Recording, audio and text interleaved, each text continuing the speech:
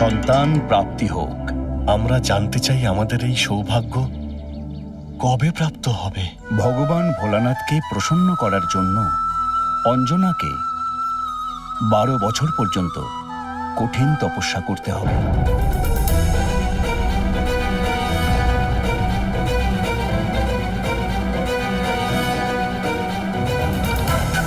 এখান থেকে দক্ষিণ দিকে তিলিং দেশে ভেঙ্কটাচল নামে পর্বত আছে, যেটাকে বারাক্ষেত্রও বলা হয়। ভগবান শ্রীবিষ্ণুর তৃতীয় অবতার শ্রী আদিবরাহ পৃথিবী উদ্ধার করার পরে সেই স্থানকেই নিজের স্থায়ী নিবাস হিসেবে বেছে নিয়েছিলেন।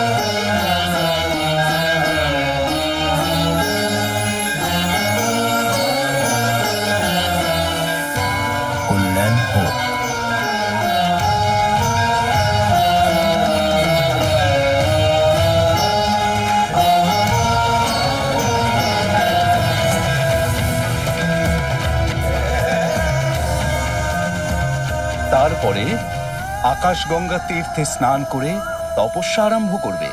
ভগবান মহাদেব অবশ্যই কল্যাণ করবে।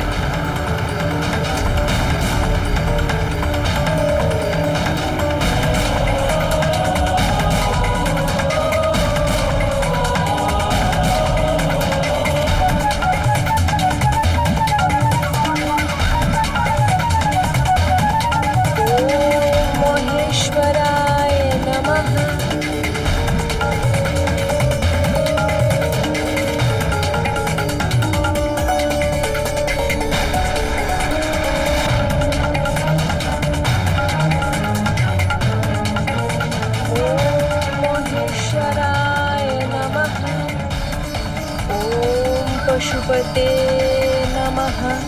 ॐ सर्वाय नमः। ॐ विश्वरूपे नमः। ॐ कपिदेवाय नमः।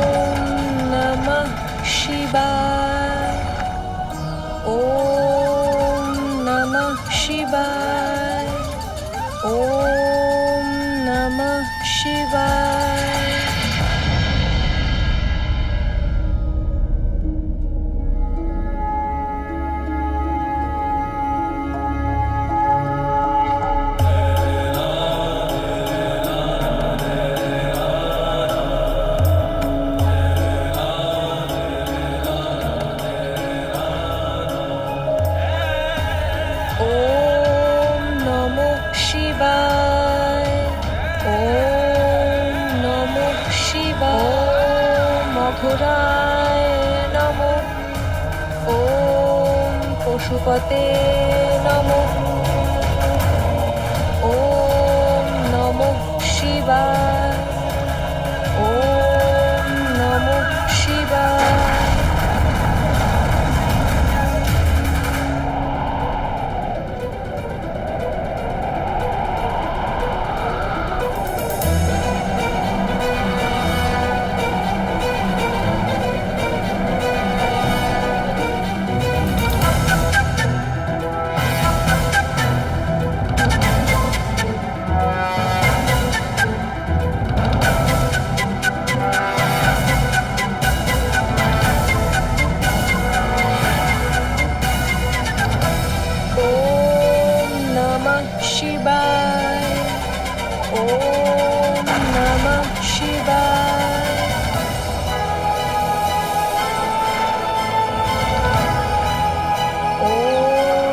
পশুপতে নমঃ। এইভাবে কঠোর তপস্যা করে 12 বছর কেটে গেল। অঞ্জনার এই ঘোর তপস্যাকে দেখে করুণাময়ী জগৎজননী ভগবতী পার্বতীর হৃদয়ে প্রতিনিয়ত কাঁদত। কিন্তু কৈলাসপতি ভগবান আশুতোষ সমাধি ভঙ্গ করার কোনো সংকেত পর্যন্ত দিচ্ছিলেন না। তাই শেষ পর্যন্ত সত্যমূর্তি শৈলপুত্রী নিজেই বড় বিচলিত হয়ে পড়লেন।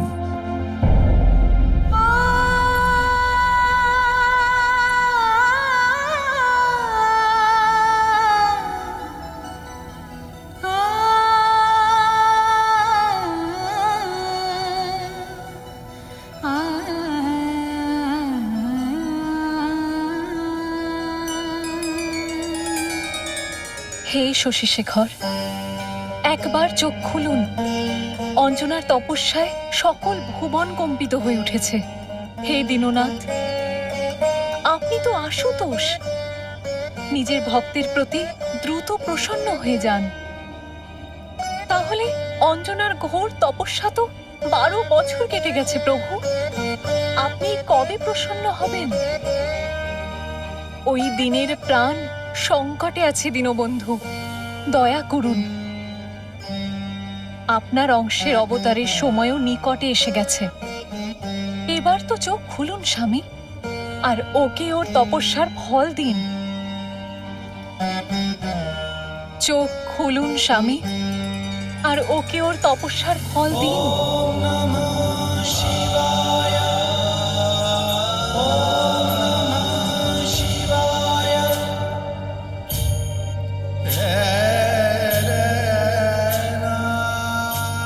ধৈর্য ধরো করুণাময়ী, এখনো পরীক্ষা শেষ হয়নি।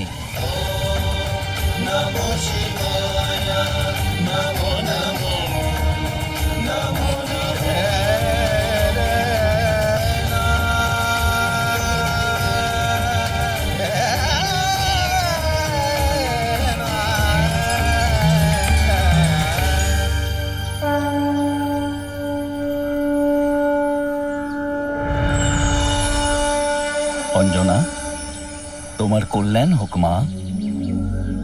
তোমার তপস্যা পূর্ণ হয়েছে। চোখ খোলো মা।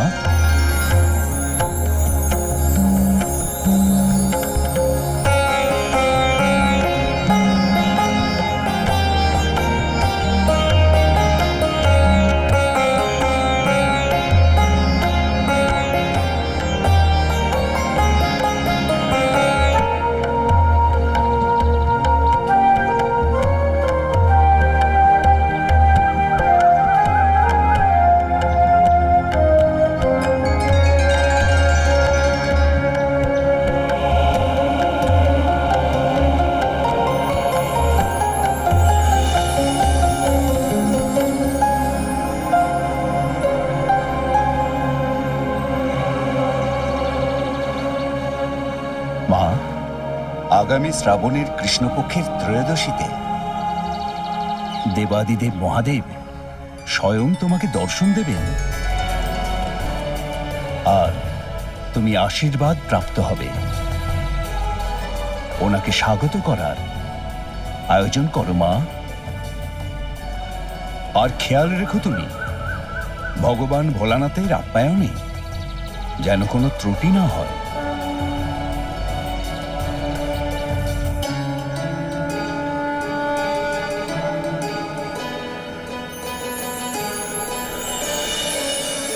যখন ব্রহ্মার 100 দিব্য বছরের আয়ু পূর্ণ হয়ে যায়, তখন আমি প্রলয়কালীন তেজময় সূর্য হয়ে নিজের প্রচণ্ড কিরণে সমুদ্র, পৃথিবী আর প্রাণীকুলের শরীর থেকে সমস্ত জল শোষণ করি।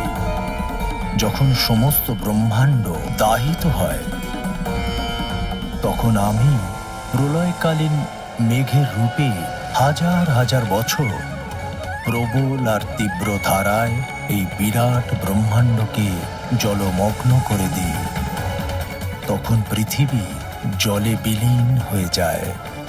জল তেজে, তেজ বায়ুতে, বায়ু আকাশে, আর আকাশ অহমে মিশে যায়। অহম মহাতত্ত্বে, আর মহাতত্ত্ব মূল প্রকৃতিতে বিলীন হয়ে যায়।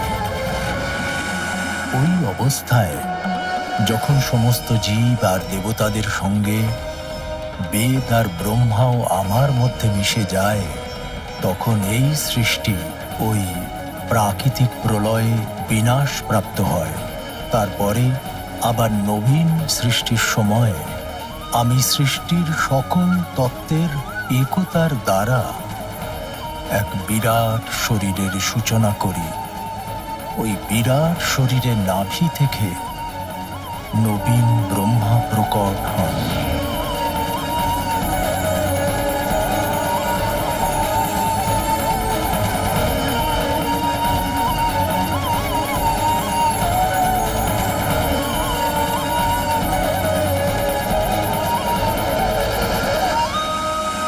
পরবর্তী কল্পের সৃষ্টির শুরুতে বীর হনুমান ব্রহ্মা হয়ে নিজের এই জন্মের অর্জিত জ্ঞান বিজ্ঞান আর আমার প্রেরণার আধারে বেদ আর পুরাণকে ধারণ করে।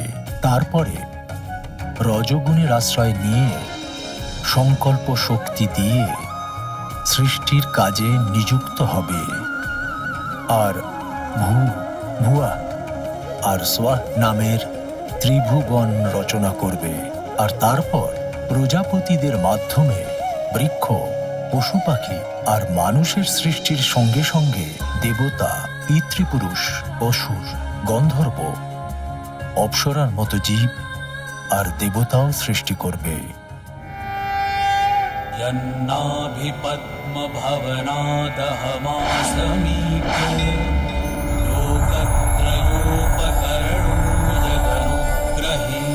তস্मै নমস্ত উদরস্থ ভবায় যোগ।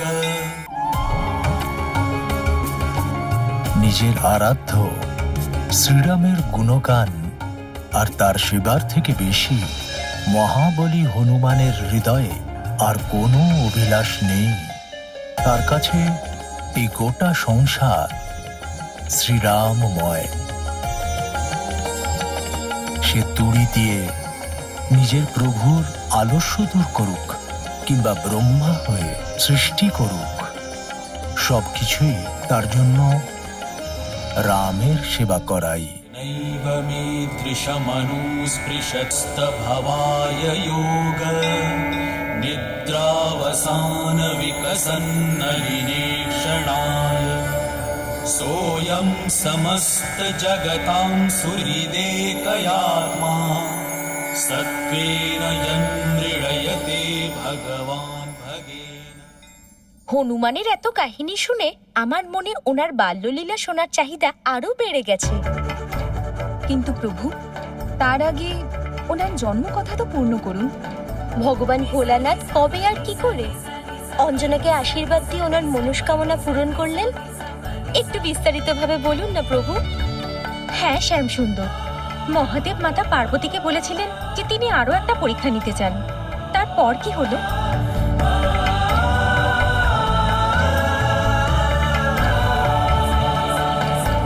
অঞ্জনা আর কিশোরী কি করে এসব জানতো? তারা তো ভগবান নন্দীশ্বরের আপ্যায়নের আয়োজন করে তার জন্য প্রতীক্ষা করছিল।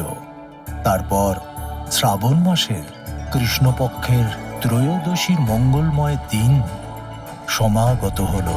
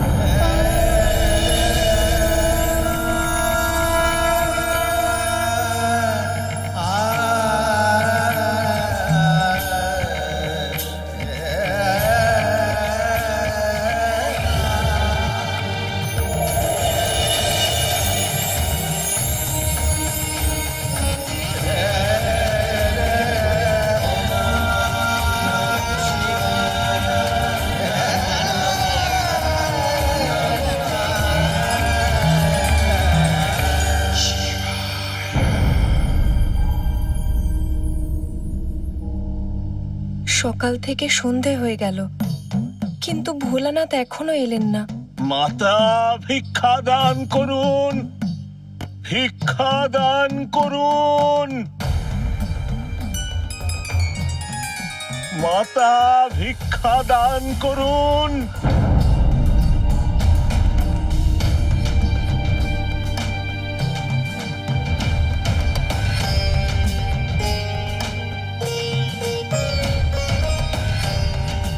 মাতা ভিক্ষা দিন।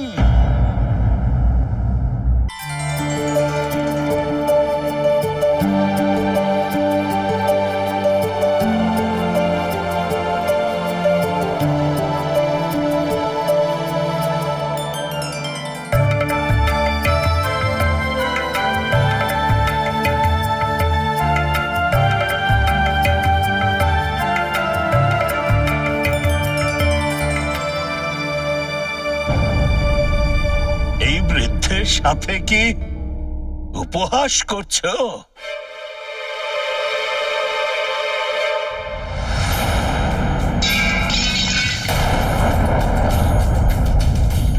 আমার অর্ধেক দাঁত ভেঙে গেছে, অর্ধেক দাঁত নষ্ট হয়ে গেছে। আমাকে রসালো মিষ্টি খাওয়াও। রসালো মিষ্টি? এমন না জানার ভান করে নাটক করো না।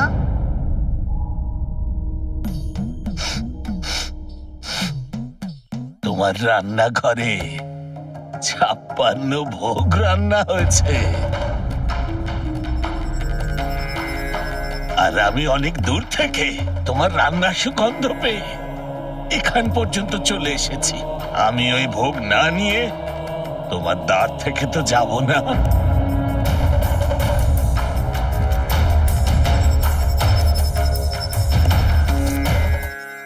ক্ষমা করবেন বাবা, আজ আমাদের বাড়িতে একজন বিশেষ অতিথি আসার কথা আছে, আর এই আয়োজন ওনাকে স্বাগত জানানোর জন্যই করা হয়েছে। তুমি বলছো যে আমি অতিথি নই?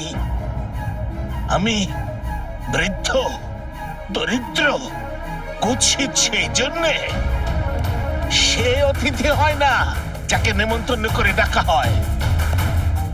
অতিথি সেই হয় যে না ডাকলেও বাড়িতে চলে আসে। না না বাবা, আমার কথার অর্থ হলো যে এই আয়োজন আমাদের ইষ্ট নয়, তোমাদের অনিষ্ট হবে। আমার মতন বুড়ো গরিব ক্ষুধার্তকে ভোজন না করালে কোনো ইষ্ট প্রসন্ন হবে না। বলো, খাবে নাকি 56 ভোগ? তাহলে আমি চলে যাই।